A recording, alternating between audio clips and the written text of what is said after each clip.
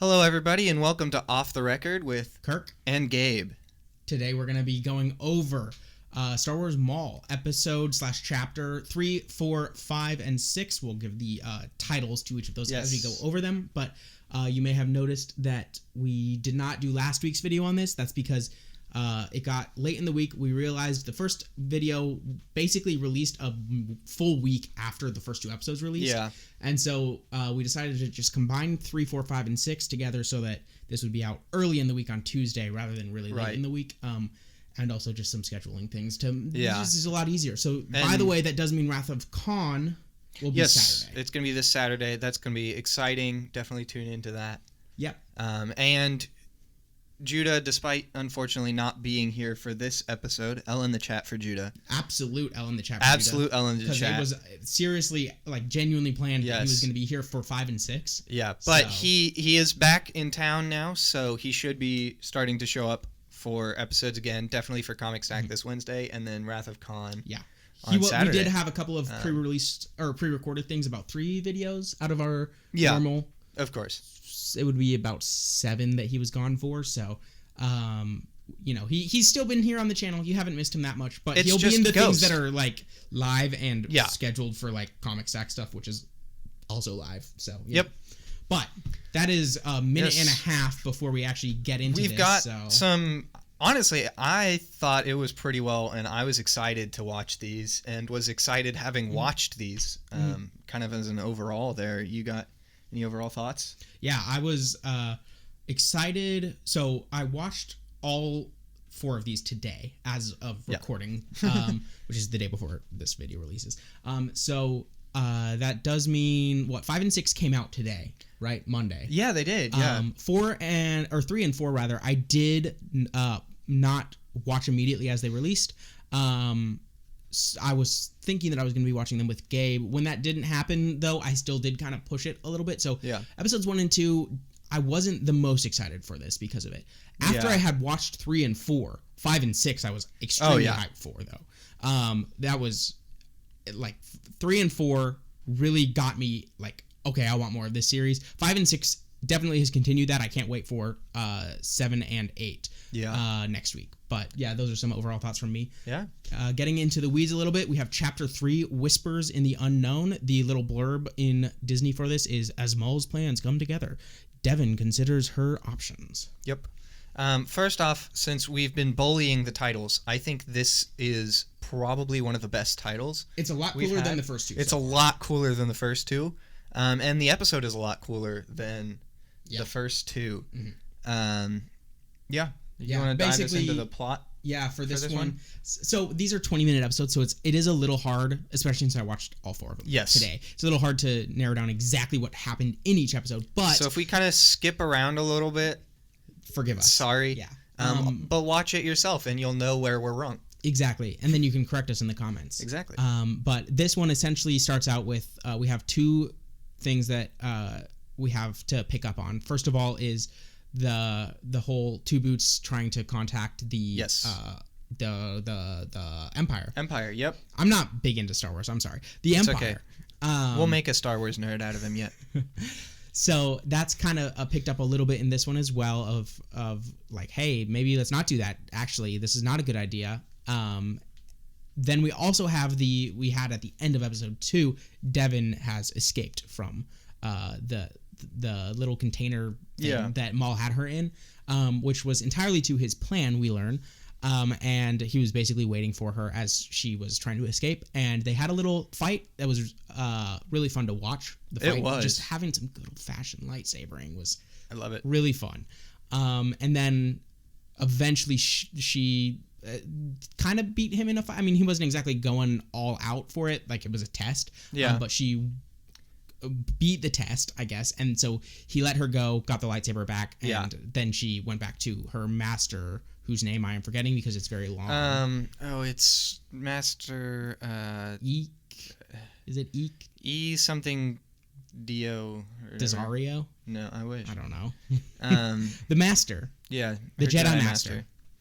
Which it actually in all of this, it is finally confirmed that this is Jedi Master Padawan. We knew that the whole time, but they've never been through episode/chapter 1 and 2, they hadn't like actually titled themselves that, right, or been titled that by anyone else. And so through this, I don't remember if it was exactly 3 or 4, but I think it was in 5, maybe. Oh, really? Okay. Yeah. Well, that it was like fully officially confirmed. Yeah. I mean, we regardless, see we their know that lightsabers earlier than that, but right. No, and I think the big thing like you get in that whole interaction between Maul and Devin here is you start to see how much he wants to I hesitate to say convert Devin, but kind of ally with. Yeah. You know, that's obviously a big theme of this, yes. the enemy of my enemy. Obviously, he's not Sith exactly. You know, that's Sidious and Vader, and he doesn't like them. But he's also very clearly not Jedi, and so he's sitting there being, you know, kind of telling her, you know, why are you, why do you still follow this dying, failing order? You know, do you want to just survive or do you want to live? You know, and all of that.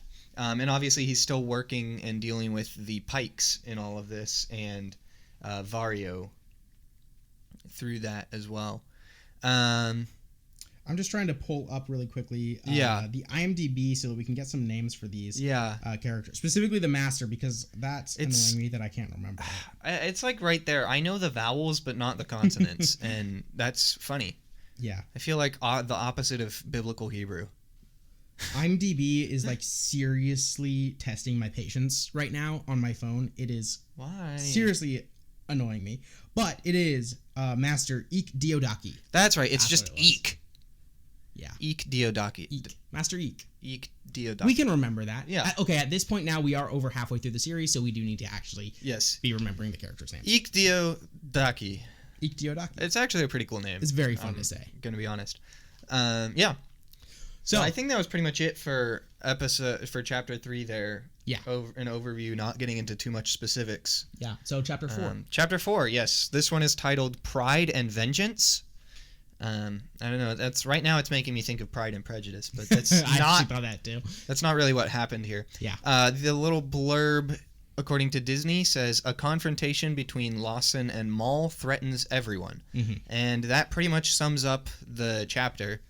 There, you get Lawson stages basically a whole, almost a sting operation against Maul, with a little bit of, not really pre-planned, but teamwork and help from Eek Diodaki and Devin. And so they set it all up, and Maul shows up, and they're like, all right, they invade, and it kind of goes horribly wrong. Yeah. In essence. And you get another super cool lightsaber battle. Yeah. But before the lightsaber battle, really quickly, there was a really interesting moment where I thought that while they're having a little talk between the hologram Maul person and the Lawson. That's his name, right? Captain Lawson. Yeah, Captain Lawson. Okay, sorry. Lawson. Lawson basically stands his ground and says like, I'm not going to work with you. And the Maul both says like, okay, kind of foolish of you, but also like I do seriously respect that. That's great. Yeah. I respect that you're taking that stand, which is interesting and probably something that will be explored a little bit further. Right.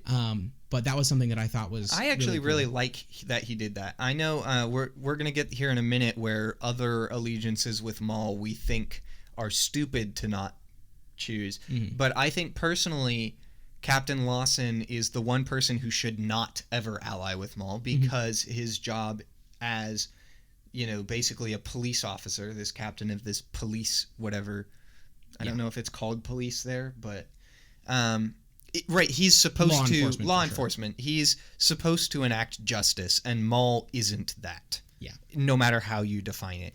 Even though Maul is also against the Empire, and we know this captain, while technically aligned with the Empire, doesn't like them and wants them to stay out of their business, which is a big thing that the end of this and side of his failure in capturing Maul here puts that conflict a little more on the front burner.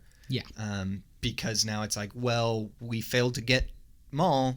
We really need the Empire to catch him. Yeah. And so then that's where eventually we do get to the lightsaber battle that you talked about, where we have Maul fighting both Master Eek Diodaki and Devin Azaria, Padawan. Finally remembering names. Let's go. Yeah. Tell us we're awesome in the chat. Thank you. So that was really fun to watch as well. We got a glimpse of it when it was just 2 red lightsabers of Maul and Devin Azaria. But now this is like 2 blue, 1 red lightsaber, like back double-sided to, red. yeah, true. But back to basics Star Wars and lightsaber fighting, and it was really fun. I loved it so much. So if you can call lightsaber fighting beautiful, that's absolutely. I mean, the art certainly was. The art was certainly beautiful. I mean, that's a given. I guess I'll pause in our main overview to say shout out to the art. Yes. Always. Absolutely. Like, if we fail to mention that in this series and any of our future videos as well, just assume that we love the art, because we do, and it's really, really beautifully done. As I say in a lot of these things, we can only explain so far. Yeah. And first of all, we don't even touch on everything that happens in the episodes. No. Part of that is intentional. Part of that is because we have limited capacity to remember things on a dime like this. But we don't script these. Nope. So first of all, you're missing out if you're not going and watching these yourself on some plot points. But also, it's enjoyable to watch the things, to see it with your own eyes. It is. And especially when the art is great, in this especially in animated things, in comics and visual things like that, where it's not just strictly live action. Mm-hmm. There's a level of the beauty of it that we can't describe. We can't put into words the effort that we can see through watching it. And so that's where we really encourage you to go and watch it yourselves. Mm-hmm. Be here for our opinions on things, not to actually consume the content. But, exactly. Gabe, what happened at the end? What was the big cliffhanger thing that would have been a cliffhanger if I didn't watch these all today? Right. The big cliffhanger thing. Give me half a moment to replay the episodes individually.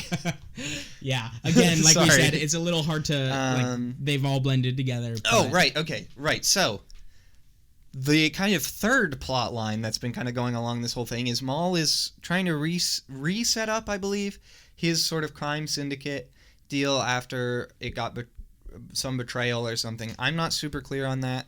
I don't know if this is known in a different Star Wars show. If it is, I haven't seen it. And if you viewers know what it's in, please comment that so that we can go watch it. Let us know. And have better information for you. But anyway, he's trying to get vengeance on it, and the main group that he's trying to get revenge on now is the Pikes.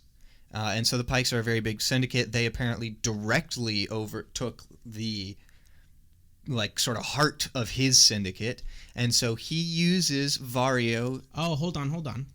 Okay, so I was wondering where you're going with this. I believe that was actually a Chapter 5 thing. Was it a Chapter 5 thing? Because the Chapter 4 thing that I was going to talk about. So, well, no, you told me that. Here. I remember you said that it was confusing you. Oh, yeah, that too. But in Chapter 4, I guess you are right. There's 2 cliffhangers, kind of. One of them confused Kirk. One of them did confuse him. And one of them didn't confuse Kirk. Okay, you're right, actually. So we will talk about this. I'm going to cover the one that confused Kirk, and then you can explain how it confused you, I guess.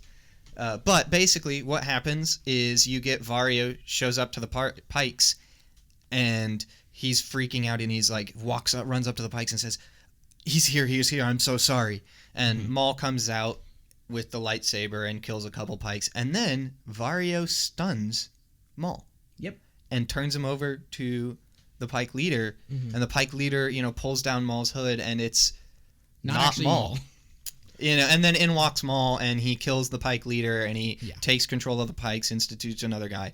Yeah, and Kirk, what confused you about that? Yeah, so I knew what the case, I knew that the case was, Vario was just kind of pretending to not be on Maul's side here. It was a whole staged thing. I knew that was the case, but also at the same time, I was a little bit on first thought, wait, hold on, this was a betrayal now. So is something going to be done about that? Again, after thinking about it for more than 3 seconds, I realized, oh wait, no, this is probably all part of the plan and whatnot. And then it's confirmed, slight spoilers for Chapter 5, it's confirmed that was the case. But I was just thinking yes, this isn't supposed to be a kids show. This will, though, just by virtue of it being on, Yeah, but by virtue of it being on Disney Plus and being an animated Star Wars show in the same vein as like the Clone Wars, it's going to reach a younger audience regardless. Yeah. And so I know that is definitely a consideration when making this show, and any other shows like it on Disney Plus. So I just thought that was something that could have been a little bit more well explained in the episode, rather than, or even, if it were in the following episode that wasn't a week later. Right. Just, so that on in one viewing like time frame, in one sitting, you understand what was happening rather than being left confused for a little while. I just thought that was, it's a little nitpicky of me. I understand, but I was thinking it, and so I will share that with you. Yeah. And then there was the actual cliffhanger, which you told me how awesome you thought that was. So do you want to explain it? You'll probably do it better justice having watched it sooner than Sure, me. yeah. So the whole thing up to this point has been Two Boots wants to contact the Empire because his protocol is to follow protocol, and the protocol is to contact the Empire if this guy is seen, Maul, that is. And Lawson is saying, no, let's not do that, until eventually Two Boots is pressing of the enter key away from contacting the Empire, and Lawson shuts him down. Literally shuts him down. And I knew that this was going to come because he shut him down right still in front of the computer. So by the end of the episode, we do see that the Empire has returned. And I loved, there was 5 minutes or so of scenes of a couple of people slowly realizing that the Empire was coming. There was the little robot droid thing that's been flying around this entire show so far, which I don't know if it's given a designation. I don't know. But spy droid, I think. Yeah, the little spy droid thing has been flying around this whole time, and gave a little, oh, what's this type comment about something. And then we had a few audio cues that are from the Clone Wars, I remember. Or at least are similar to things that I remember from the Clone Wars, that signify the arrival of the Empire, as well as the specific how would you describe the sound? The groaning. It's the klaxon. Do you mean the alarm? Got the it. standard Star Wars klaxon sound that you get from the Empire whenever anything goes wrong anywhere and they launch 40 TIE fighters. Right. Yeah, it's it's an alarm. It's a blaring tornado alarm of some kind. Oh, okay. The spy droid, I just Googled this, is literally named Spybot. Wonderful. So there you go. That's helpful for my memory. But yeah, so we got a little audio cue of that with Spybot, and then we got, as Maul and his compatriots are running away, we get another couple of audio cues, and then we do just get a slow dropping down of one of their Star Destroyers, are they called, down into the atmosphere of the planet, and then episode's over. Yeah. And that was really cool. That was crazy. So that leads us then into what would have been a week later, Chapter 5, Inquisition. The little blurb for this one is Captain Lawson faces a sobering new reality. Short and sweet, I guess, but Gabe. Yeah. So we actually both watched this one today. Yeah, together. And so you get kind of that quick, obviously, that recap of all the stuff we just talked about there. And so now they're starting to deal with, well, dang, the Empire is here, right? And so you get in, down comes all of the Imperial ships and everything. And this, I actually commented to Kirk while we were watching it, gave us a little bit more insight into where exactly in the timeline this show takes place. Yeah. Because first off, the ships that come down aren't the standard Imperial transport shuttles that we see in, say, your main trilogy. Instead, they look very, very similar to Republic gunships like you would see in the Clone Wars. And so that tells us it's a little bit closer to that end of the timeline, as well as when the first stormtroopers start walking out, we see they're a precursor design for the helmets to the modern stormtrooper helmets that still hold a little bit of resemblance to the Phase 2 clone helmets, but are definitely more close to the stormtrooper helmets. Then you get this lieutenant guy walks in and basically takes over the whole operation of the of the law enforcement on Janix. That's the planet. Mm-hmm. I remembered it. Let's go. Is that the planet or the city on the planet? I think it's the planet, but it might be the city. Correct me if I'm wrong, chat. You might be right. I might be right. I don't know if they gave us the city name. They gave us one, and I don't think they gave us the other frequently enough for me to remember. Yeah. But anyway, the lieutenant comes in, and Captain Lawson kind of is talking quietly over with the what's the like lady's police chief or something. It's basically the police chief, lady, and he's like, "I'll take full responsibility. Like, you shouldn't have anything bad." And she's like, no. Basically, it's my job as police chief lady. Yeah. So they go and they question her, and she's never seen again. She's never seen again so far. And we learn as they come back to question Captain Lawson that apparently she didn't disclose certain information, and so was disappeared, quote unquote, permanently transferred. Disappeared. Which could be anything from literally transferred to straight up murdered. Yeah. Or just put in a deep dark hole that nobody will ever find you in. Yeah. Yeah. And so that's a very interesting thing. And then we see, Lawson goes in, and we see our first glimpse of kind of this arc's big bad guy, not Maul, oddly enough. Right? It's one of the Inquisitors, and I'm gonna let Kirk take up so I can look up which Inquisitor, because I wanted to look this up. So the Inquisitor essentially comes in and is about to question him. I actually don't remember, but I don't think that we saw any of the questioning. No. But he is in there to question him. I had a little bit of confusion around. There are essentially two possibilities. And this did get cleared up in Chapter 6 a little bit. But what I was thinking at the time is, okay, there are two possibilities here. Because the reason that the police chief, whatever rank that is, was disappeared was because she did not reveal enough information, I guess, to their liking.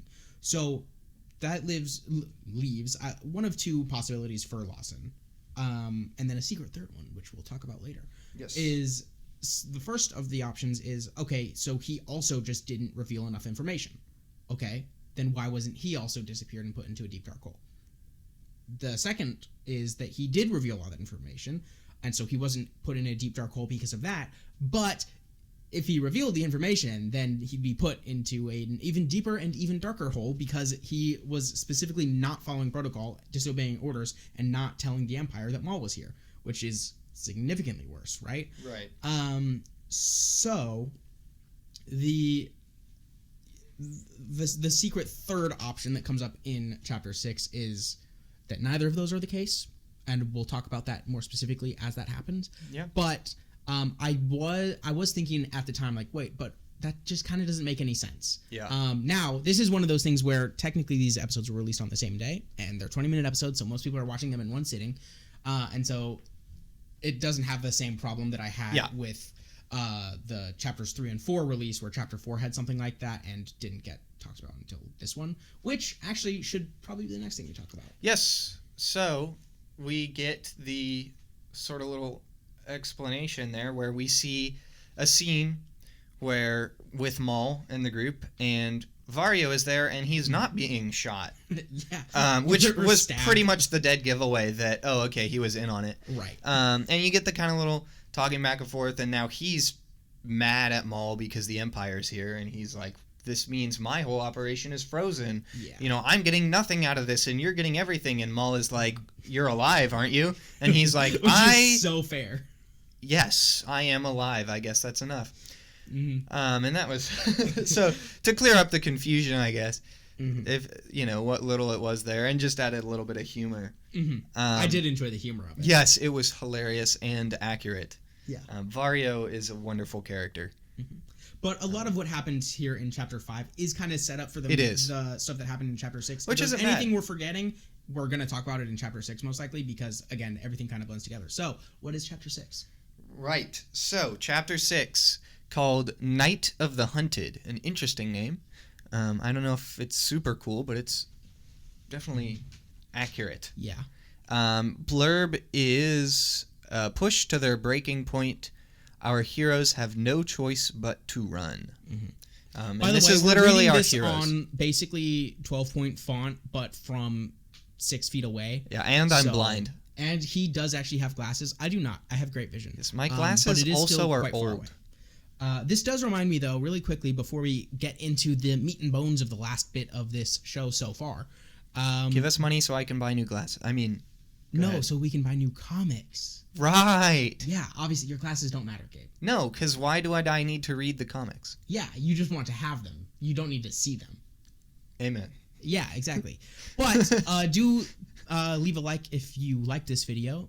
Leave a comment below about anything that we've talked about so far. Yeah. We have a massive L in the chat for Judah. Massive We L. do need like, you to put down there. I don't know if it's possible to increase font size in YouTube comments, but if it is, make the L bigger. Yeah, I agree. As well as, I guess you could do some like text art type. You thing. could do like a Yeah. text art L. That would be cool. Like a bunch of just vertical lines and then a bunch of dashes. That'd know be what I'm talking really about? cool. If Do somebody does that. that would be awesome, and we would love you forever. Might even get a shout out. Might even get a shout out. We give shout outs very easily in this channel. We do. We have low It standards. takes almost nothing to get a shout out. Except for media. We have really high standards for media. Most of the time. Anyway, also ring the bell. Yes, follow us do. on Off the Record JK on Instagram. For whenever I actually do remember / care to post about the video that went up that day on Instagram. I might genuinely just start doing it for like the bigger videos, but Yeah. we'll see on that front. I might just have to like not be a bum and actually remember to do it most of the Definitely. time, which I can schedule them too. So it's not that hard. I just need to do it. But anyway, do that. Yeah. And yeah. Yeah, I think. And then also, if you've been enjoying the Star Wars videos, leave a comment if you have another Star Wars TV show or media or anything like that you want us to review. Absolutely. We are going back and doing like yeah. Marvel and Star Wars or Star Trek and Yeah, even if it's DC something that's been comics out for things. several years. Yeah. You know, we still, just because we do live events doesn't mean we don't go back and Yeah. revisit things. And we've revisited other proproperties, so might as Yeah. well also Just like, revisit you know, this. We're watching Wrath of Khan this Saturday. That's really old. Yes. It is. It is Really quite old, like 60s Old, like 60s. maybe Yes. maybe 70s by that Maybe point, 70s. but something Still, like that. older than I am. and Very Kirk. very older than we are. Yes. Very Very. very. Anyway, where were we? Chapter How far did 6. we get into? Also, I don't know that if I said subscribe, so you should do that as well. but- Subscribe. Chapter 6. Or Maul will find you. Yes. I gave the little blurb and everything. But the title of it again is Night of the Hunted. And Really in- interesting episode. it was. I enjoyed I liked it a lot. We got another cool lightsaber fight, which we'll get to in a minute here, which I think might have been my favorite so far. There were 2 lightsaber fights. There were 2. They were at the same time. They were kind of back to back, but the you second watched half of them it was consecutively, but preferred for me. sure.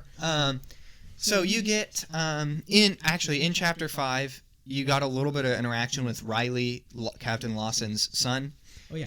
That continues in chapter 6, where I don't remember if it was at the end of chapter 5 or the beginning of chapter 6. Eek Diodaki and Devon Azaria Yep. they basically sit there and say, "What are we gonna do? We need to leave because the Empire's here." And Yeah.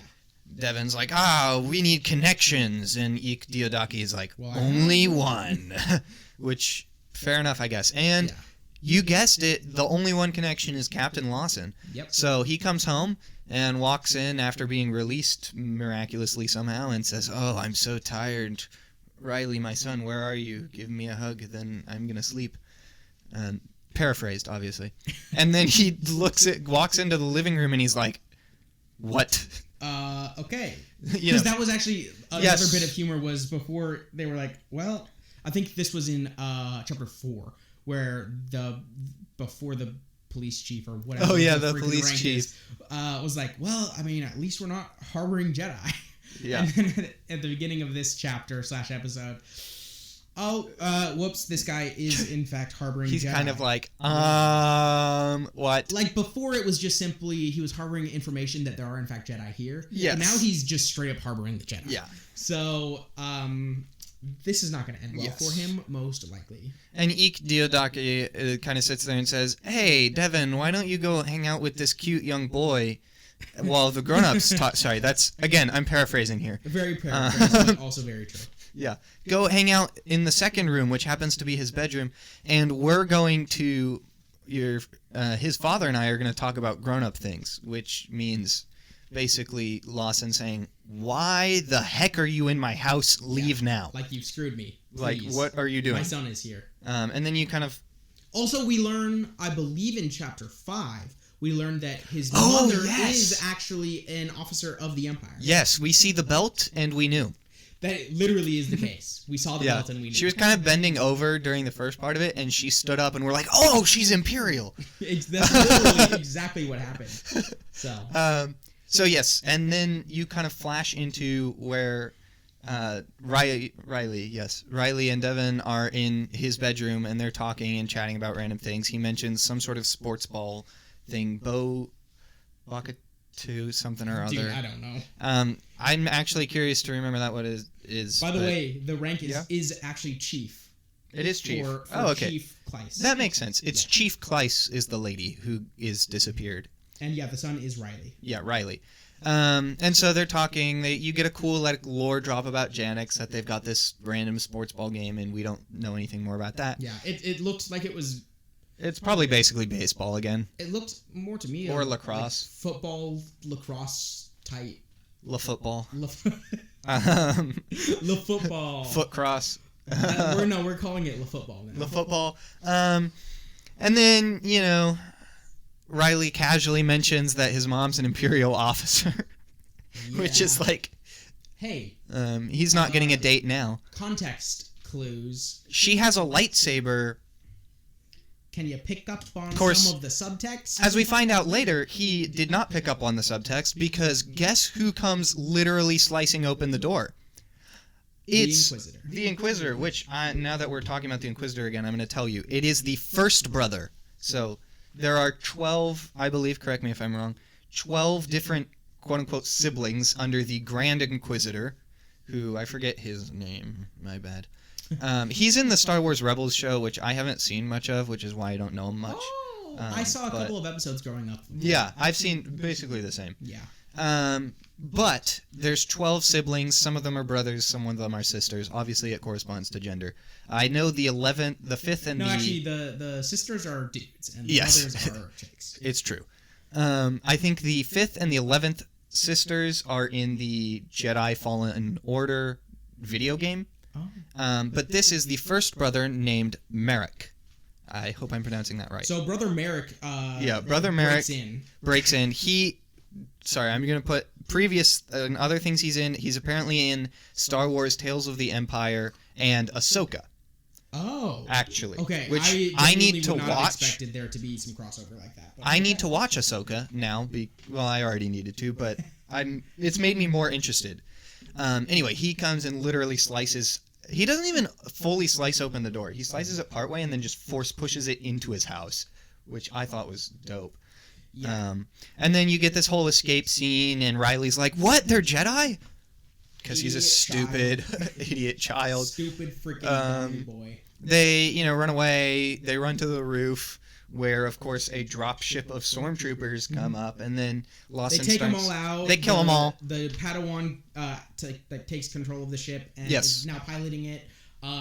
She don't pilots worry it about better than the stormtrooper pilots. Don't worry about even though she literally tells Captain Lawson she's never flown one of those anymore. I don't know, the Force or something. Just be cool, I guess. Just sense how to use the controls. And the stormtrooper pilot is an idiot because he literally dives straight into the ground. And I'm sorry, bro, that was really easy. The stormtrooper pilot of the other ship that was chasing them in a chase scene is in a chase scene. We did talk about this.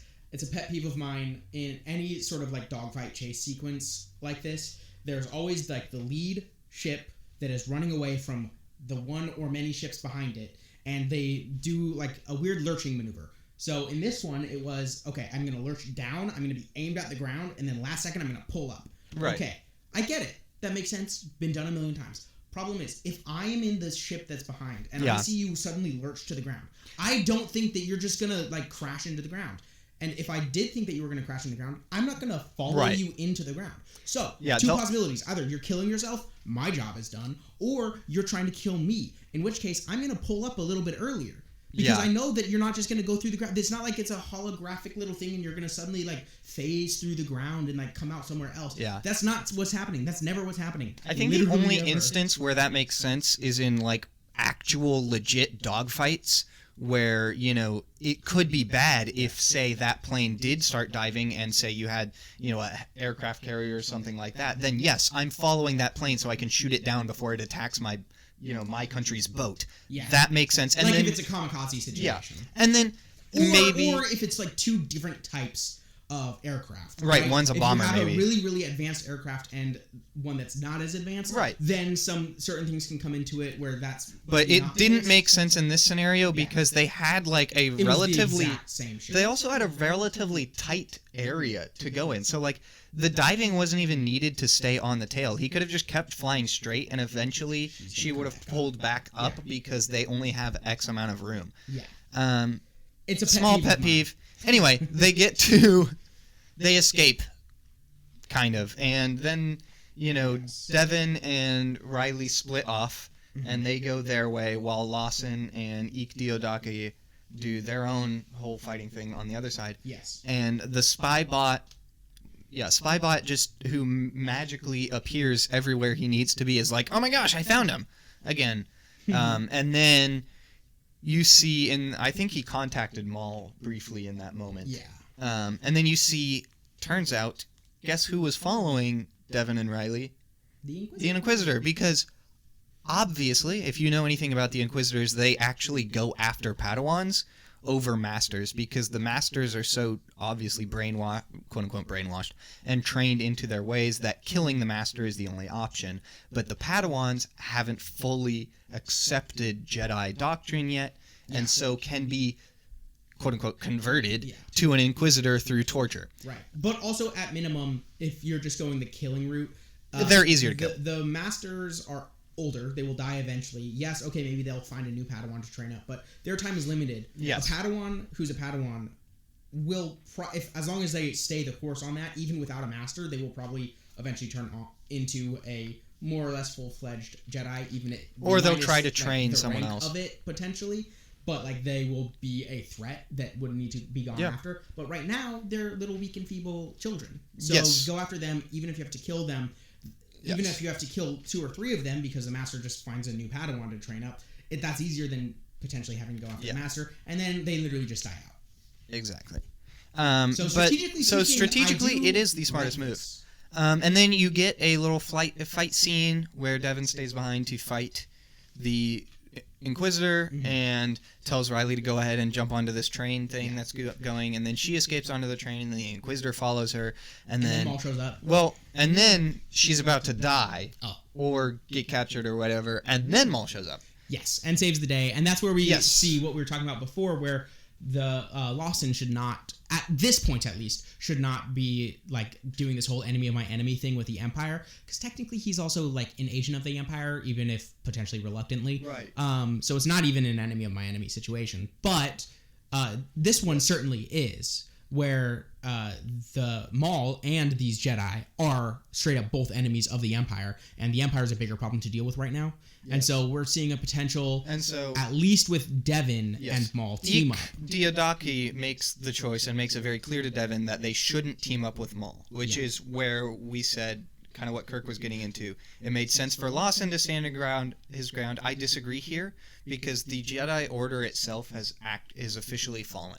Yeah. And so you have to take what you can get. Its standards literally no longer truly exist, and it would be better to not have the Empire than to not have Maul. Yeah. And so it would be better literally to team up with Maul. But actually, I will say at this point, I also think that Lawson could team up with Maul, because now at this point, he is an outlaw. Now that he has become, and we find out he becomes wanted, and they make Two Boots remove his boots, which makes me sad, because those are cool boots. I mean, Two Boots also literally brought this upon himself. Literally. Like, literally, he contacted the Empire and is now causing untold suffering for all of the citizens. But he's like, oh, but protocol. And I think he's starting to realize this when he realizes Captain Lawson becomes wanted. Well, I think, honestly, I think the bigger deal was removing the 2 boots. Agreed. Yeah, like Lawson, whatever. But the boots, that's a step too far. Literally. Look, man, you can steal my best friend, but when you take my shoes, that's it. Yep. Exactly. But yes, you get with Maul, they beat up the Inquisitor, kind of do the smart move of cutting the train in half, set the Inquisitors behind, and we're kind of left with this cliffhanger of, is Devin gonna ally with Maul despite the fact that I think inevitably yes to an extent. Yes. But I guess we'll find out. I think there's really, and this is purely speculative now, I think there's 2 ways this could go. I think we could see it kind of just stay kind of how it is, or I think we could see Devin kind of becoming Maul's apprentice. Yeah. Especially if Ikki dies in some way. Potentially. I also think the third option is she is formed and shaped a little bit by Maul as well, but she still also has that forming and shaping from Ikki. Yeah. And so I think that she could become more of a rogue type figure instead, where she's not, all high and mighty like the Jedi Order, but she's not also a criminal like Maul and a murderer and a horrible, horrible terrorist. But kind of just like has her own moral code, which she follows. And sometimes that aligns her with some people and sometimes that aligns her with other people. But I would say that that's a third option. I think I don't know what I'm talking about here, but I think that's more of an Ahsoka type route. I haven't seen the new show. I just remember a little bit from Clone Wars, like eventually she had to leave, and so she went on her own route a little bit with that. Yeah. So I think that might be a little bit more where Devin is going. She stayed a lot closer to the actual Jedi Order in beliefs. Sure. But a little bit maybe in that kind of rogue direction. And she definitely hated Maul. That is true. That is very true. So it's not a one-to-one comparison. But not one-to-one, but closer. We will find out as this series progresses. I assume there will be, first of all, a season 2. There is also the comics that are going along with this. Yes. I don't know how much that is talked about, like how much of what actually happens in the show is also talked about in the comics. I don't either. So potentially that'll be something I pick up if like the volume comes out for it. We'll see. But I would be interested to see this go beyond the 10 episodes that are especially now that we've got the sort of cliffhanger ending of chapter 6 where First Brother Merrick goes up and calls someone and reports to them all of the details of Maul and Jedi. And I would like to know who that someone is. The speculation, I actually looked this up, is that it's either Darth Sidious or Darth Vader. A lot of people apparently believed that it could have been the Grand Inquisitor, but Disney has come out and said no. Okay. Well, I guess we will. That is another thing that we will find out on. Yes. I am very excited to find out all of these things. So stay tuned. Again, notification bell, subscribe, all of that, so you can hear our thoughts after these all come out. Overall ratings for these 4 episodes. These 4 episodes, I'm gonna say 4.5. They're really good. I think 3 and 6 are the better 2. Definitely. 4 and 5, I think, are both kind of set up stuff for the rest. Though, to be fair, between 4 and 5, 4 is also better because of the whole Empire cliffhanger that had. And I'm sure it would have been even better if I were actually watching these week to week instead of I was late this week. So that was my bad. I think my ranking goes 6 is the best, then 3, then 4, then 5. So very similar to Kirk. Yeah. Probably average around 4.5 as well. Mm-hmm. Really, really good. Loved the lightsaber battles. These are stars. I realize now I'm getting too into comics. That would be a 9 out of 10 if you would. Oh yeah, sorry. Scale. 9. Yes, 9s out of 10. My bad. I do comics every week, so that's why I'm thinking 5. Yeah. And since that was the last thing I recorded as well. Yes. But anyway, thank you for watching. Yes, thank you. Let's do a drink shout out. I'm going to say water, honestly. Yeah, you need we more all water. Need more water. You need more water. Absolutely. So shout out if you're drinking water. And if you're not drinking water, go drink water. Yeah, you should probably do that. You are almost certainly not drinking enough. I'm not. Literally almost certainly not drinking enough. So go and do that. But good morning, good evening, and good night. God bless. Bye.